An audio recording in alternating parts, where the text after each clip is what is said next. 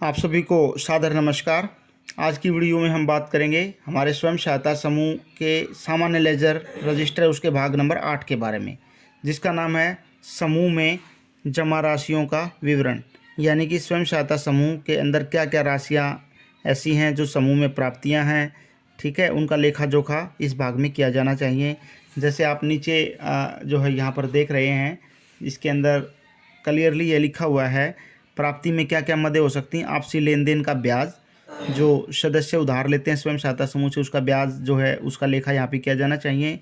Bank के बचत खाते का ब्याज, यानी कि बैंक का जो सेविंग अकाउंट है बैंक में खुला हुआ है, बैंक उस पर जो ब्याज देता है उसका लेखा जो है यहाँ किया जाना चाहिए।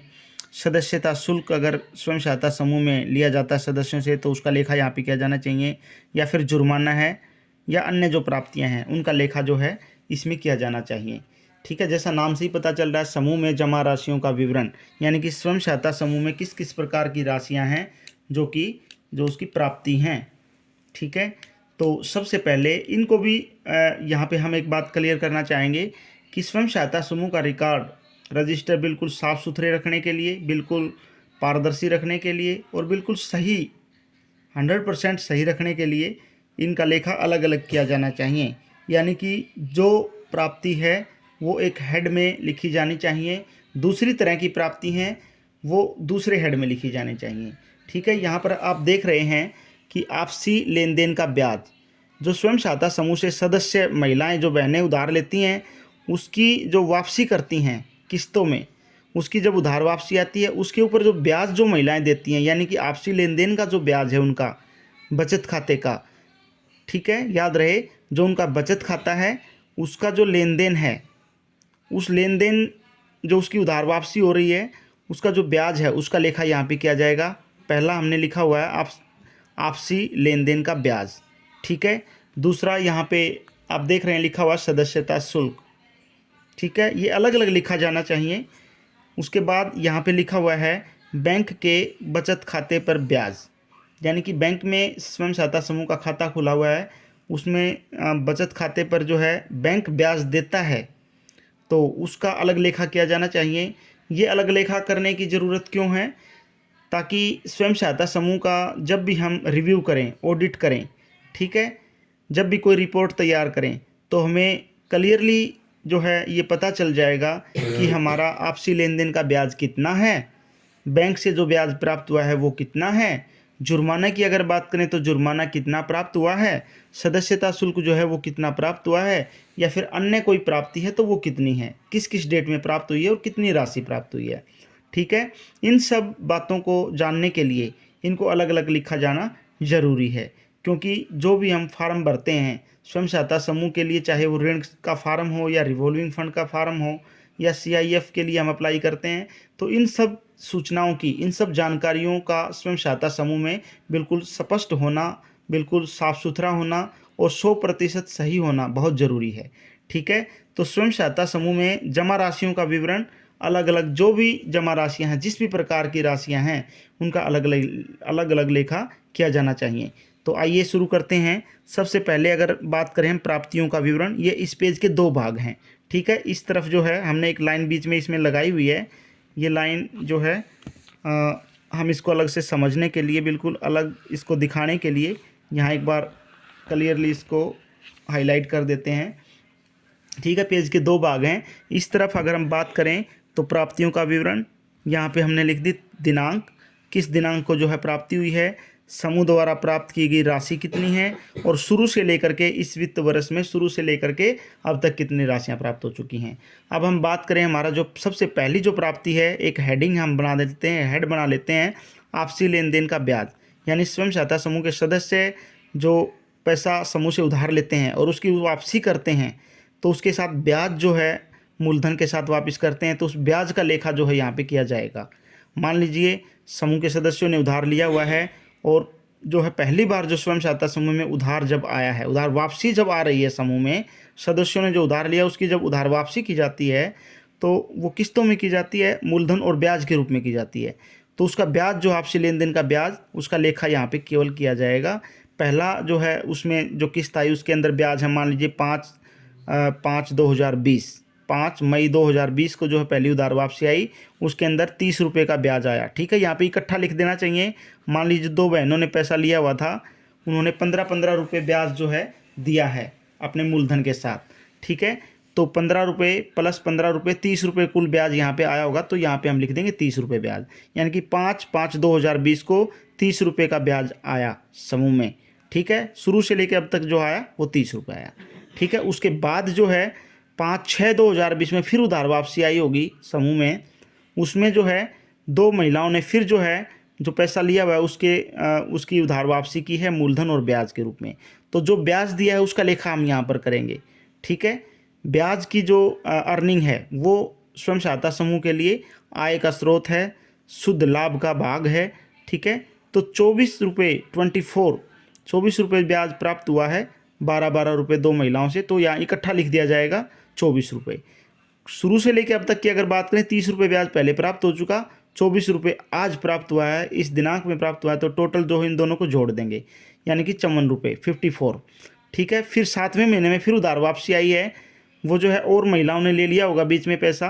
पहले 2 महिलाओं का जो है ब्याज था, अब और जो बहन है समूह की उन्होंने उधार लिया है पैसा, तो हम कार्रवाई रजिस्टर हमारा जो है उसको सामने रखेंगे, उसको सामने रख के जो है सभी भागों को हम पूरा करेंगे। तो वहाँ से हमें पता चलेगा कि हमारी जो 3 महिलाएं हैं, 3 समूह के सदस्य हैं, उन्होंने जो ब्याज दिया है वो 58 रुपये जो है लेन देन का ब्याज आया है। ठीक है, 5 जुलाई 2020 में। तो अब शुरू से लेकर अब तक अगर बात करें तो 54 रुपये पहले हो चुका है, 58 जो है अब प्राप्त हुआ है, तो टोटल जो है 112 रुपये जो ऋण के ऊपर जो है ब्याज प्राप्त हो चुका है। जो उधार वापसी आती है उसका ब्याज 112 रुपये प्राप्त हो चुका है। ठीक है, उसके बाद अगर हम बात करें फिर मान लेते हैं 8वें महीने में उधार वापसी आ रही है, उसमें 44 रुपये जो है उधार वापसी का ब्याज आया है। तो शुरू से लेकर अब तक 112 रुपये पहले हो चुके थे, उसके अंदर 44 रुपये और जोड़ देंगे तो 156 रुपये जो है वापस हो जाएंगे। ठीक इसी प्रकार जो है हम इसका लेखा करते जाएंगे, करते चले जाएंगे। स्वयं सहायता समूह जैसे जैसे पुराना होता जाएगा उसमें लेन देन बढ़ता जाएगा, उसमें उधार वापसी, लेन देन ये सब चलता रहेगा, पैसे का रोटेशन, लेन देन चलता रहेगा। और जब उसके अंदर ब्याज जो है प्राप्त होता है तो उस ब्याज का लेखा इस हेडिंग के अंदर इसके जो है अंडर हम करेंगे। ठीक है, 5वीं जो है किस्त उधार वापसी जब भी आई है 5/9/2020 में मान लीजिए आई है, और उसके साथ ब्याज की अगर बात करें तो 70 रुपये मान लेते हैं ब्याज आया है। ठीक है, ये हमें पता चलेगा बैठक कार्रवाई रजिस्टर से। ठीक है, तो 70 रुपये इस बार प्राप्त हुआ है, पहले जो है कुल ब्याज हमारा 156 रुपये प्राप्त हो चुका है, 70 रुपये अब की बार प्राप्त हुआ है तो 226 रुपये ब्याज हो जाएगा। ठीक इसी प्रकार आगे जो है जैसे जैसे उधार वापसी आएगी, जैसे जैसे उसका ब्याज आएगा तो उस ब्याज को हम यहाँ पर लिख लेंगे आपसी लेन देन का ब्याज के अंदर। अब दूसरे प्रकार की जो आय है समूह के लिए वो है सदस्यता शुल्क। मान लीजिए स्वयं सहायता समूह जो है ये बहुत कम जो है स्टेट में होता है, बहुत कम राज्यों में ऐसा होता है कि स्वयं सहायता समूह के सदस्य जो समूह में सदस्यता शुल्क जमा करते हैं। ठीक है, हरियाणा में स्वयं सहायता समूह के सदस्य सदस्यता शुल्क के बजाय केवल बचत जमा करते हैं, अपनी मंथली सेविंग जमा करते हैं शुरू से ही।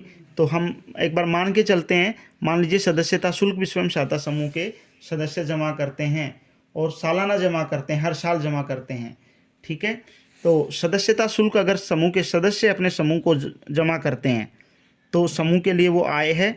समूह में जब वो पैसा प्राप्त होगा, मान लीजिए सभी सदस्य 10 समूह की महिलाएं हैं, सभी 10-10 रुपये सदस्यता शुल्क समूह में जमा करवाती हैं।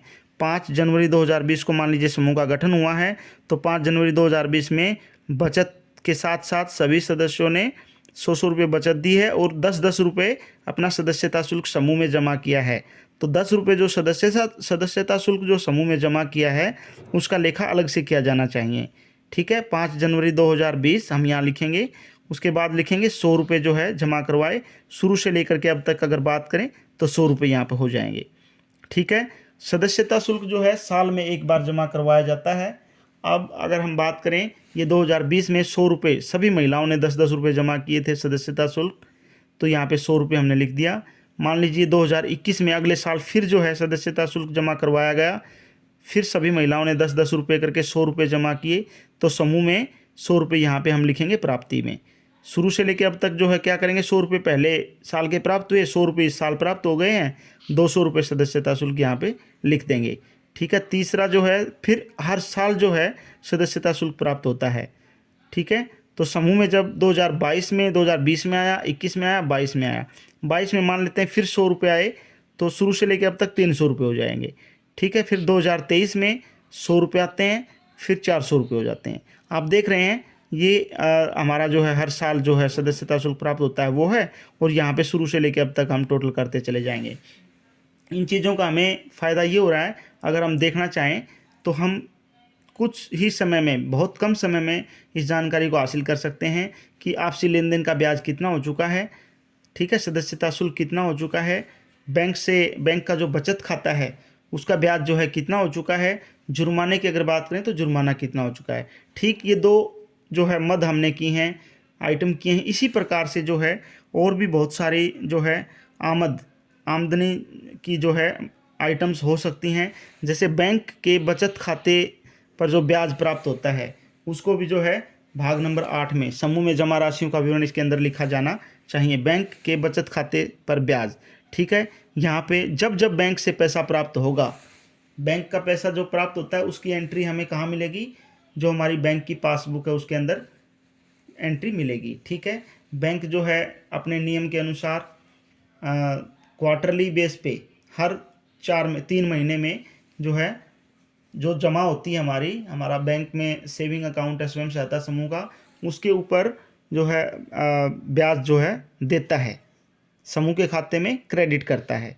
तो यहाँ पे हम मान के चलते हैं मार्च में जो है पहली बार ब्याज बैंक ने दिया 9 रुपये, तो वो 9 रुपये शुरू से लेकर अब तक हमारे पास यहाँ पे बैंक का ब्याज आया हुआ है। ठीक है, फिर 6ठे महीने में देता है 30 जून 2020 को 51 रुपये दिए, तो शुरू से लेकर अब तक कितने, पहले 9 रुपये ब्याज बैंक ने दिया, 51 रुपये अब की बार दिया, टोटल 60 रुपये ब्याज प्राप्त हो गया है। फिर 9वें महीने में ब्याज दिया है 230, ठीक है, 60 रुपये पहले था, 230 अब प्राप्त हो गया है, तो 290 रुपये कुल ब्याज प्राप्त हो चुका है यहाँ तक। ठीक है, फिर दिसंबर में ब्याज प्राप्त हुआ 410 रुपये।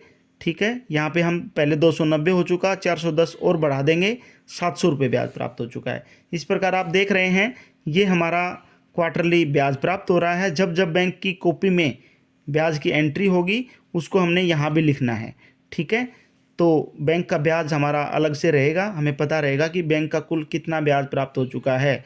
हम यहाँ देख सकते हैं कि दिसंबर 2020 तक 700 रुपये बैंक का ब्याज प्राप्त हो चुका है। ठीक है, अलग अलग हमें पेज पलटने की उलटने की ज़रूरत नहीं है, हम एक ही साथ एक जो है बहुत कम समय में इस जानकारी को हासिल कर सकते हैं। ठीक है, इसी प्रकार आप देख रहे हैं फिर 625 रुपये ब्याज प्राप्त हुआ, टोटल 1325 रुपये हो जाता है। ठीक है, पिछला जो है उसके अंदर हम इस बार जो प्राप्त होता है उसको जोड़ देते हैं तो कुल हमारा आ जाएगा। ठीक है, फिर 975 रुपये ब्याज प्राप्त हुआ, 1325 में फिर 975 जोड़ देंगे, ये 2300 रुपये आ जाएगा। ठीक है, फिर 9वें महीने में 2021 में 1123 रुपये मान लेते हैं। ये हम एक उदाहरण के रूप में लेके चल रहे हैं, एग्जाम्पल एक उदाहरण लेकर चल रहे हैं। मान लेते हैं समूह में इतना ब्याज प्राप्त हो रहा है। ठीक है, शुरू से लेकर अब तक इतना ब्याज हो जाएगा। ठीक है, 1123 रुपये अगर ब्याज प्राप्त हो रहा है तो पहले 2300 रुपये था, 2300 रुपये, अब 1123 रुपये अगर और ब्याज प्राप्त होता है तो 3423 रुपये ब्याज हो जाएगा। फिर जो है 1577 रुपये ब्याज प्राप्त होता है, तो यहाँ शुरू से लेकर अब तक 5000 रुपये ब्याज हो जाएगा। ठीक इसी प्रकार हम इसको आगे लिखते रहेंगे और जब भी हम जानकारी लेना चाहें, चाहे किसी भी साल, किसी भी वर्ष, किसी भी महीने हम जानकारी लेना चाहें तो हम इसकी जानकारी आसानी से हासिल कर सकते हैं कि समूह में क्या क्या प्राप्तियां हैं। जुर्माने पर और चर्चा कर लेते हैं।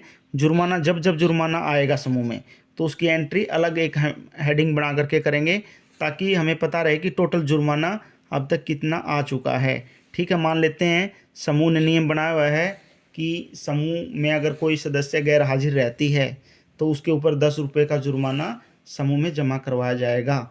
ठीक है, मान लेते हैं 5/5/2020 को 10 रुपये जो एक महिला द्वारा जुर्माना जमा करवाया गया, तो शुरू से लेकर के अब तक कितना है 10 रुपये, क्योंकि पहली बार जुर्माना प्राप्त हो रहा है तो यहाँ पे हम लिखेंगे 10 रुपये। ठीक है, अब जैसे जैसे जुर्माना प्राप्त होता जाएगा तो हम यहाँ पे इसकी एंट्री करेंगे। ठीक है, ताकि हमारा रिकॉर्ड साफ़ सुथरा रहे, स्पष्ट रहे। ऐसा नहीं है कि जुर्माना लेकर के हम रख लें, उसको नकदी में रख लें, उसका कोई रिकॉर्ड ना रखें। ऐसा करने से जो है आपसी जो विश्वास है वो भंग हो जाता है। समूह सदस्यों का आपसी विश्वास बना रहना बहुत ज़रूरी है। ठीक है, एक अच्छे समूह की निशानी है कि सभी सदस्य आपस में विश्वास करें, आपस में एकजुटता से आगे बढ़ें। उसके बाद जो है 5/7/2020 में 20 रुपये जुर्माना जो है प्राप्त हुआ। तो शुरू से लेकर के अब तक की अगर बात करें तो 10 रुपये पहले जुर्माना था, 20 रुपये प्राप्त हो गया 30 रुपये। ठीक है, उसके बाद 10 रुपये जुर्माना है, फिर 40 रुपये हो जाता है। तो ये जो कॉलम है ये शुरू से लेकर अब तक का है, इसमें हम जोड़ते चले जाएंगे। ठीक है, 10 रुपये फिर प्राप्त हो रहे हैं, 60 रुपये पहले था, 10 अब हो रहे हैं, तो 70 रुपये प्राप्त हो जाएंगे टोटल। शुरू से लेकर अब तक की बात करें तो 70 रुपये। ठीक है, यहाँ आप देख रहे हैं कि 10-10 रुपये जैसे जैसे जुर्माना प्राप्त होता चला जाता है उसकी एंट्री हम करते चले जाएंगे इस कॉलम में, और यहाँ पे हमारा टोटल जोड़ होता चला जाएगा, कुल योग जो है यहाँ पे आता चला जाएगा। और इस प्रकार से हम अलग अलग अपना लेखा लिख सकते हैं। ठीक है, इस भाग में सिर्फ इतना ही। ठीक है, अगली वीडियो में हम हाजिर होंगे, तब तक आप सभी का बहुत बहुत धन्यवाद। नमस्कार।